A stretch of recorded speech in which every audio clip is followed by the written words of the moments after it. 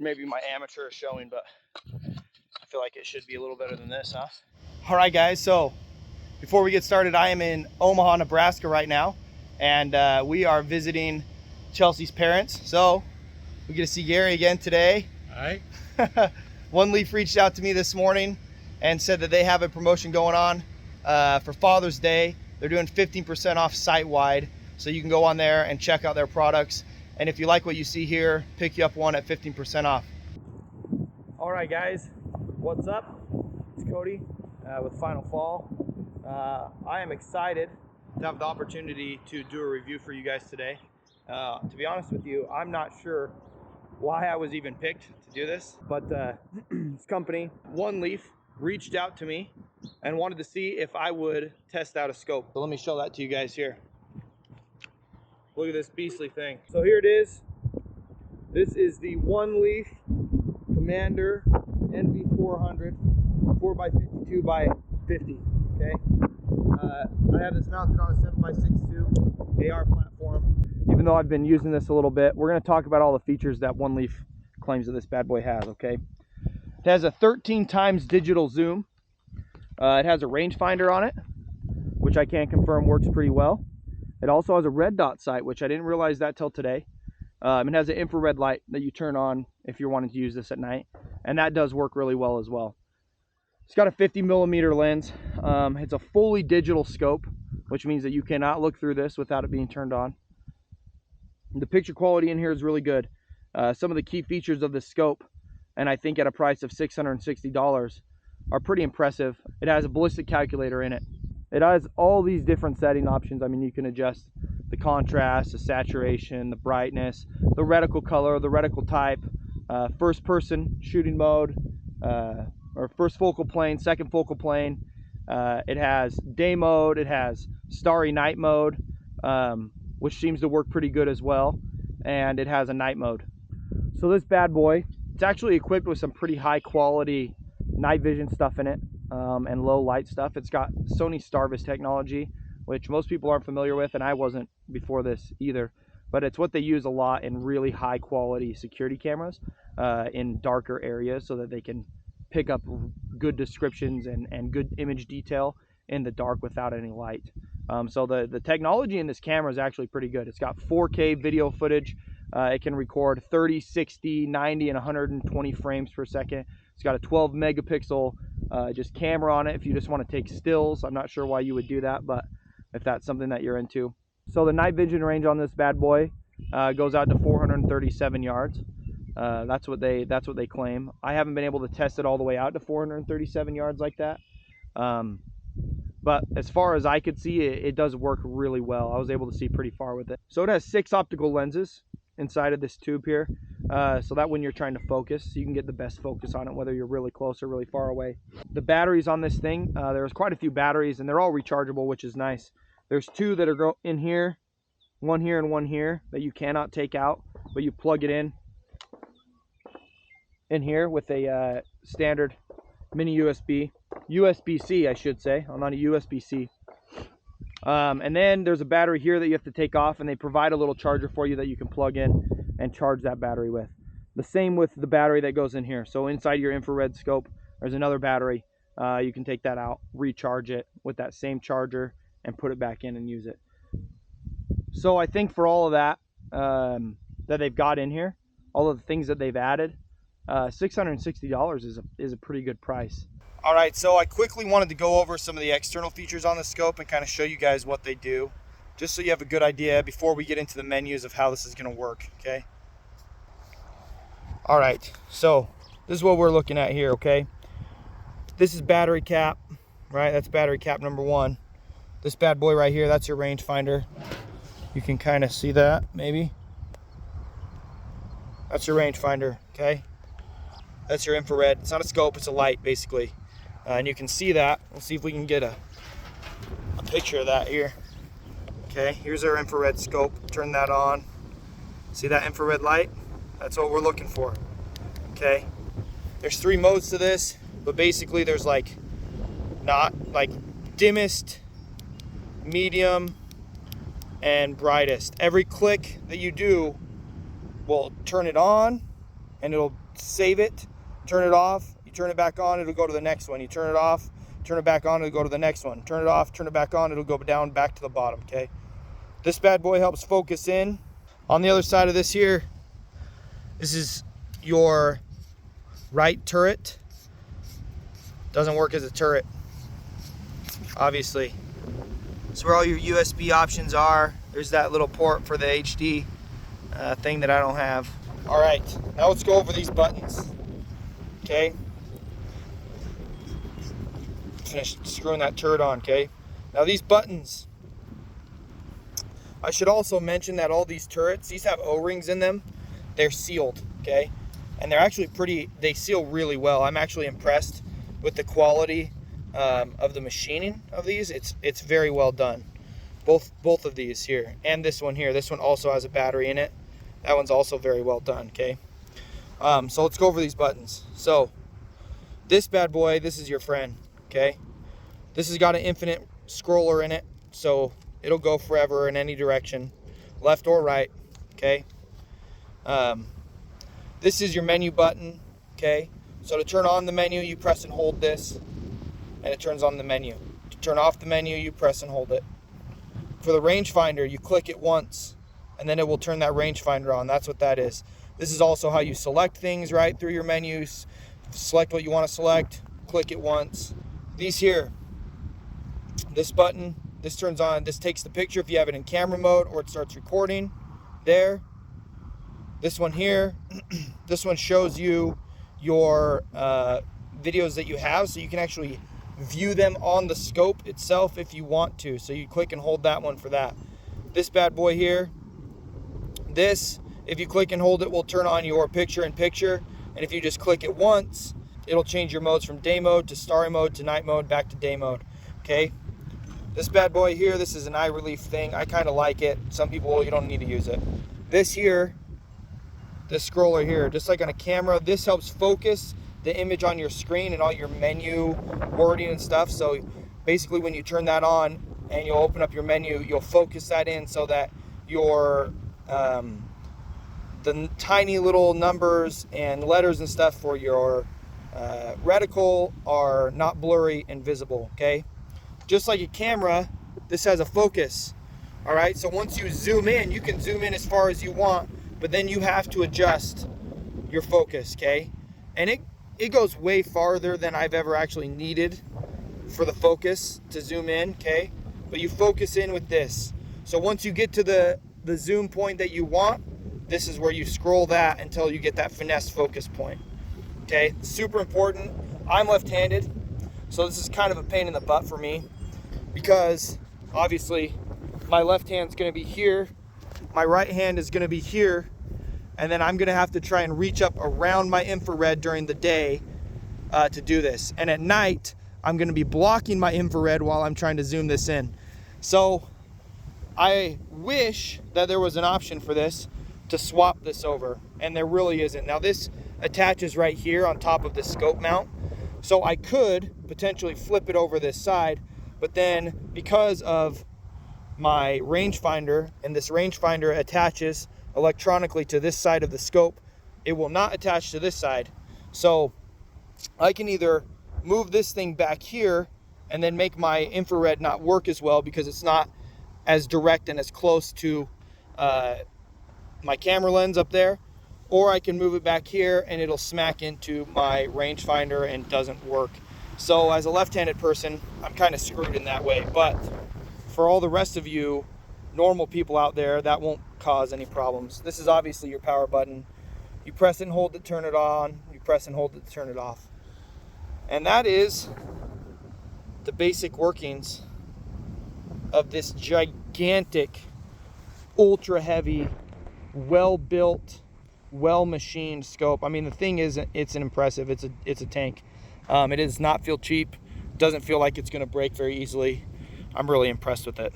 All right, guys, so I just scoured my house to see if I could find a cord that I can plug into this scope to show you kind of the menu and the screen and stuff like that. Turns out it is not the 1990s. I don't have an old camcorder at my house anymore. and nor do I have any other device that uses a plug like this. I'm super sorry. I don't feel like running an hour plus to go get a cord from the nearest city. So let me show you what I'm dealing with here. There it is right there. That's the guy. Obviously it's got USB-C. I don't have a USB 2.0 to plug into that thing. All right, guys. So I figured out probably the jankiest way to possibly do this. But here is the inside of this, okay? So here's my zoom modes. Okay, you can see how that zooms in. The picture's pretty clear. Obviously, the more you zoom in, you've got to adjust. Whoa, that's worse. See, and I'm doing this looking through my phone screen. So getting it into the right spot can be tricky. And now I'm losing my footage. There we go. Okay, so look at this here. I don't know if you know how far away that is, but that's pretty freaking far. We're at 11 zoom, 12 zoom, 13 zoom. So that's my max zoom. You can see the picture in picture there too. See, I'm trying to get this. This is really hard to do. Probably not the best footage of this, okay? But it's pretty far. Now let me turn on the rangefinder. See if we can range that out. So I'm at 4K, 30 frames per second right now. I'm not recording. If I want to record, there's a button right here, top button. See that? Now it's recording through the screen. I can zoom out. Let me show you how far that zoom is there. Ooh, I'm losing it again.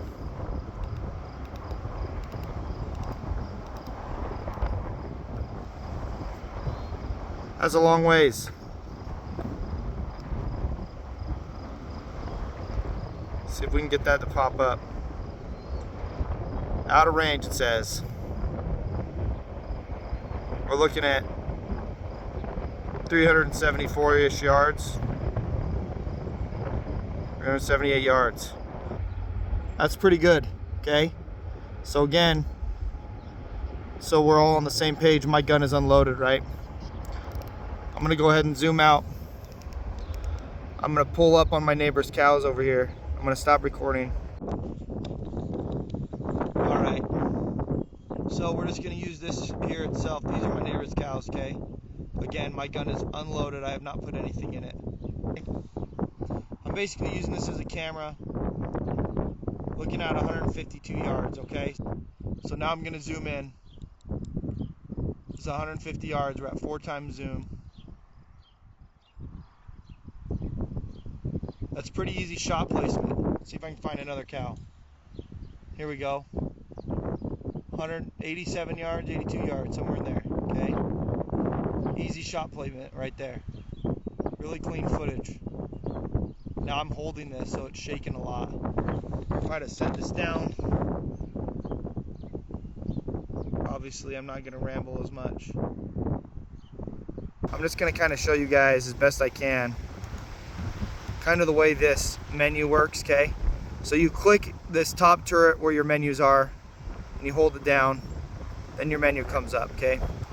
Here's your reticle types that you can choose. Right? Works okay. You can choose that one. Great. Reticle type 1. This is where you shot zero in. We'll go over that when I actually do that, how that kind of works. Ballistic parameters. So this is where you'd go in and you'd set up the ballistic parameters for the bullet that you're shooting. I mean, everything's in here from wind, altitude, temperature, barometric pressure, right? All that's super important if you're going to be shooting. So that's something I would recommend if you're going to set this gun up, is going through and setting up your ballistic calculator stuff, okay? Okay, one thing that I will say though, if you go into your ballistic parameters, okay, say that you want to change your bullet weight from 16 grains, which is tiny, right? Say you're shooting, I don't even remember what the grains are on my 7.62, I'd have to look, but you wanted to get up to like 120 grains. Look at this. it scrolls by by 100ths. That's crazy. So there's one way that you can make it go a little faster. If you press down on this button right here and hold it. All right, let's get it centered up here. You can see it's now going by ones. That is the fastest way to go up. Okay, I haven't set up any of this. I just put this on the gun. Okay, first person field of view versus second. Okay, range marker. This is like a good idea when you're sighting in your gun if you know exactly how far out you are. With a different external rangefinder, you can make sure that your rangefinder is set properly, ISO sensitivity. You can set what type of units you want it to be in, whether you're doing imperial units or if you're going to use metric units. Screen aspect 4x3, 16:9 or small. Movie mode, here's your different movie modes: 4K 30, 4K 60, 4K 120, 2K 30, and full HD, which is like 1080p. I've just got it on 4K 30 for this. Photo resolution, if you want to change that. This is basically what it loops your videos on, is your movie clip time. So if you set this to 10 minutes, it will record for a straight 10 minutes and then it will start over. 2 minutes, it'll record for 2 minutes and start over. Auto record, on, off, sound record. Will record sound through the scope if you want it to. Exposure, okay, so we can change how bright we want the exposure it to be. Like, this is a camera, right? So it's got camera features. Brightness, this is looking pretty bright right now, so I could tune this down if I wanted to. Give me a little bit different picture. Especially when you're using this at night mode, you want to turn your brightness way down because it's quite alarming when you're out in the dark and you're looking at this super bright screen. It kind of messes up your eyes because your pupils cannot figure out what they want to do. Contrast, saturation, whatever you want it to be, okay? You can change how fast you want it to adjust. You can do magnification where it adjusts by 1, so it goes 1 to 13, or you can do it by 0.2, so it would go 1.2, 1.4, 1.6. Red dot, this is the red dot that it turns on next to your rangefinder. Button backlight, that turns on the lights on the buttons themselves on the outside of the scope. LCD brightness, that's how bright your LCD screen is in general, not just the picture itself. So that affects all your menu options, stuff like that. So this is your picture-in-picture. It's on right now. You see how that zoomed in the middle? I can turn that picture-in-picture mode off. You can change the mode here, day to starry. See how that turns that pink? It's because it uses the Sony Starvo sensors to pick up what you're looking at. It's obviously going to be really bright because it's daytime, so we're not going to stay in that. And then this is night. It goes to like a black and white, and then in the dark, it's black and white like this too. You turn on the infrared here, boop, and then like that sound effect, boop, and then it really picks up the eyes, and I'll show you that as well, okay? Display icons, that's like on the bottom of your screen. You can turn that on, same thing. All this fancy stuff, okay? You can have it stamp the date and the time if you want, or you can have it stamp nothing. Date formats, okay? Clock settings, you can format your SD card, and then it gives you this other stuff. So this is our basic menu for this scope. All right, so we got day mode right now, okay? This is at night. It's about 10:30 in the evening. Surprisingly enough, it's pretty bright outside that you can still kind of see. I'm going to swap this into starry mode.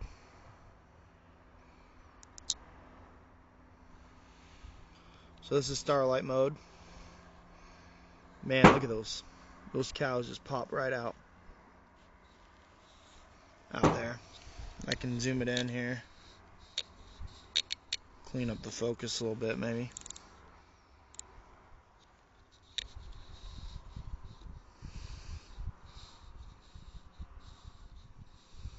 Maybe not.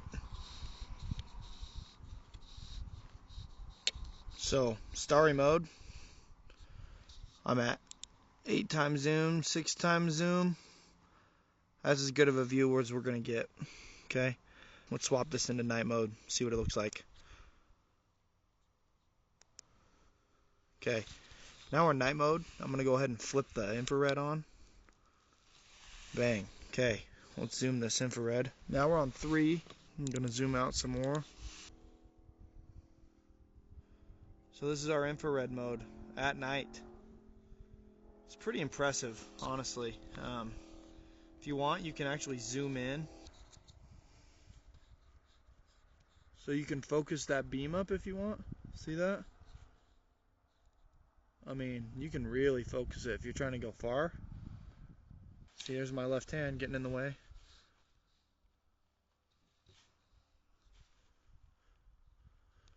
Or you can bring it out. Just picking up the reflection on my fence real good. Let's see if I can get a little closer. Alright, now we're pretty close to these cows. They're starting to stand up. I'm spooking them a little bit. Obviously, my gun is still unloaded. Okay. See if we can.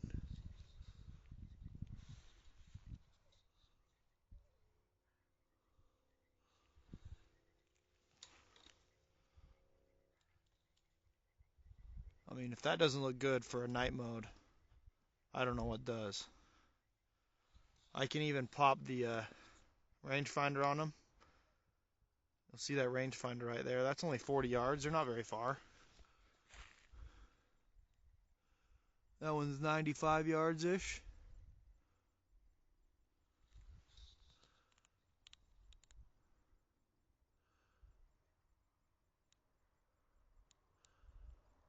I mean, for a night mode,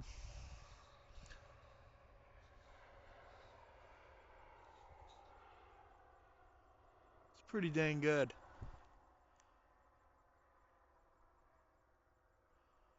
Now that little flashing light, that's the rangefinder. That's where the rangefinder's hitting. You can see the actual laser and its return there. So right now I've got on full brightness. Turn that off. Back on. Low brightness. Medium brightness. High brightness for that IR. Pretty dang good.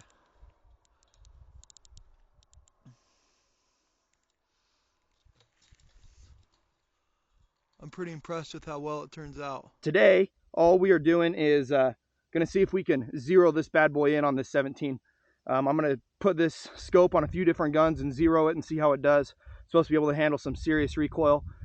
We'll see how that goes, especially for a $660 scope. But we're going to test it out today on the 17 HMR, see if it really does have one shot zero. It's supposed to be that you can pull up on your target as long as you're set well, take your shot, and it will help you calculate your zero placement. So the next time you shoot, it'll be dead on. You don't have to adjust any knobs itself. Hopefully the one shot zero will work well. One shot zero, they say. Yeah, fired 5 rounds already. Haven't even been able to hit the target. So I guess it's only one shot zero if you're on enough to hit, huh? I've moved up to a whopping 36 yards to see if we can get this thing to scope up properly.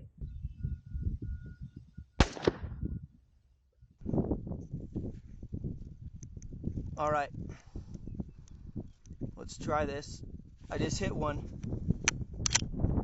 right there near the center, but I was off over here, so let's see if it'll do it again.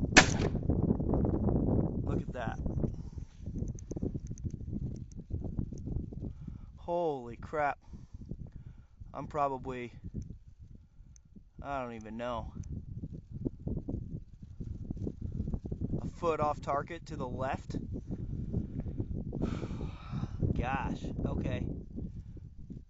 It's pretty even midline, but let's see if I can figure out how to sight this in from there, huh? Okay, we're dead on after I adjusted for the first time. Let's see how we hit. Okay, looks like I double tagged, so right there still. So I'm still a little off. Let's see where it ends up.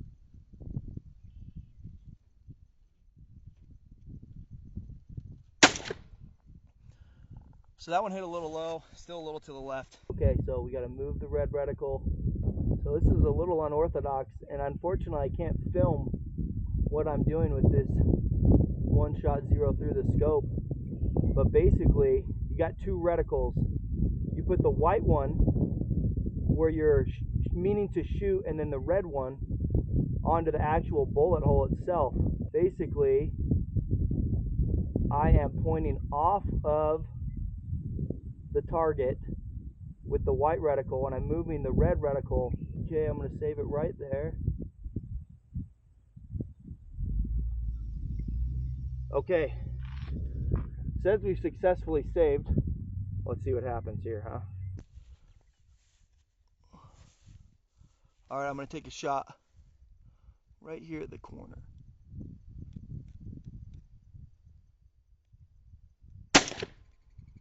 Bam. Okay, that was a dead-on shot. Right in the corner, right where I wanted it to hit. So let's try it one more time, just to make sure.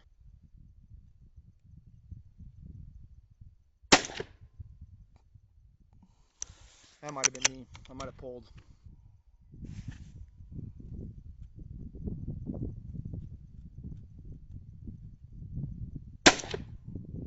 Yep. Well, at 36 yards, I've got a dead animal. I got it zeroed in. It was definitely not a one-shot zero. I guess it's only really a one-shot zero if you're able to hit the target the first time.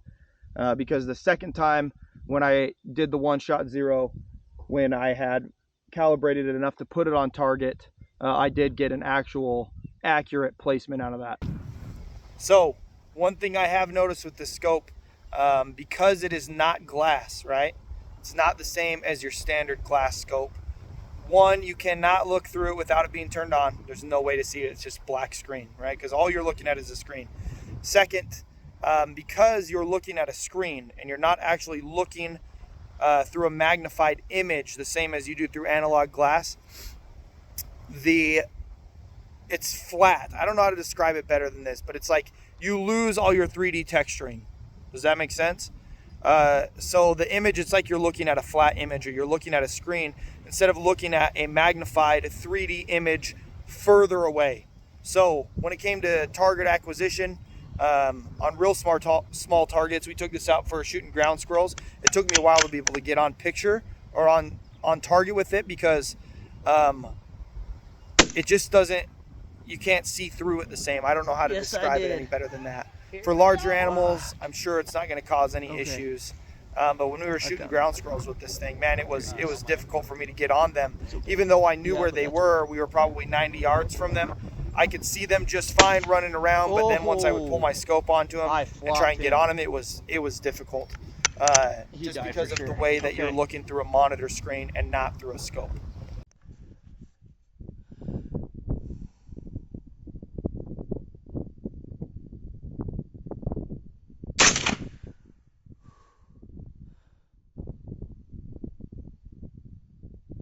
Right on the white line. Looks like is where I hit, aiming for the corner. All right. Trying that one-shot zero.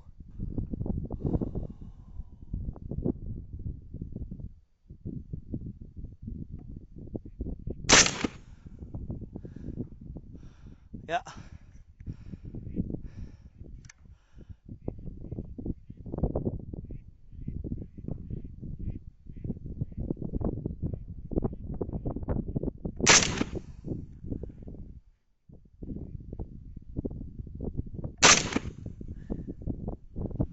All right, guys. Well, all in all, honestly, I think this scope is probably the best scope you can get, especially at the budget point that it's at. For $650 to come with a rangefinder, an infrared light, a good digital scope that records in 4K, I mean, you really cannot go wrong. I would definitely stick with the 4x56 by 50 versus the 2x26. I was fortunate enough to be able to test both. I ended up sending the 2x26 back and I got the 4x56. It just has a lot more range to it. So if you're looking for something that's going to give you the range that you need, I would definitely go with the 400 Commander, not the Commander Eagle. I'm super grateful to Oneleaf for sending me the scope. Please let me know what you guys think in the comments. And again, don't forget to like and subscribe. And I'll see you guys on the next one.